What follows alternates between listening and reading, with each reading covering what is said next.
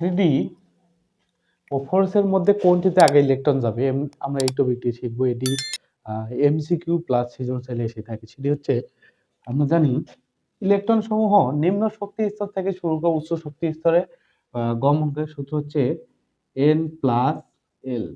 Electron সমূহ নিম্ন শক্তি স্তর থেকে শুরু করে উচ্চ শক্তি স্তরে গমন করে, যেখানে এল এর মান এস সমান 0, পি সমান 1, ডি সমান 2 এবং এফ সমান 3। তাহলে আমরা লিখতে পারি 3d4 এর সূত্র বসাও শিক্ষার্থীরা, n plus L, n plus L. তাহলে n বলতে আমাদের দেওয়া আছে n এর মান কত, এখানে 3, এল বলতে ডি এর মান কত দেওয়া আছে 2, 3 2 5।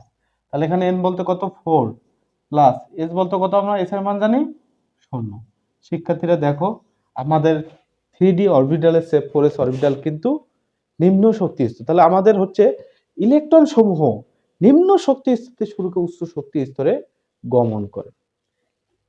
আমি যে আরেকটা প্রশ্ন নেই 3D, এই প্রশ্নটা আমি লিখি, শিক্ষার্থীরা তোমরা একটু নোট করি না ওইটা। আচ্ছা মিশে দিলাম আমরা। 3D ও 5s এর মধ্যে কোনটিতে আগে ইলেকট্রন প্রবেশ করবে?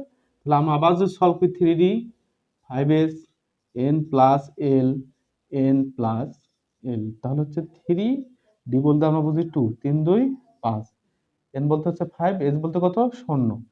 শিক্ষার্থীরা এবার দেখো উভয়ের মান ক্যালকুলেশন করার পর আমরা কিন্তু 5 করে পেলাম। তাহলে বলো এবার কোথায় ইলেকট্রন প্রবেশ করবে? এটা মনে রাখবা যে যদি এইরকম প্রশ্ন আসে তখন দেখবা n এর মান যার কম সেটিতে আগে ইলেকট্রন প্রবেশ করে। n কে বলা হয় প্রধান শক্তি স্তর। তাহলে আমাদের 3d 5s এর মধ্যে n এর মান কম হচ্ছে কার? 3।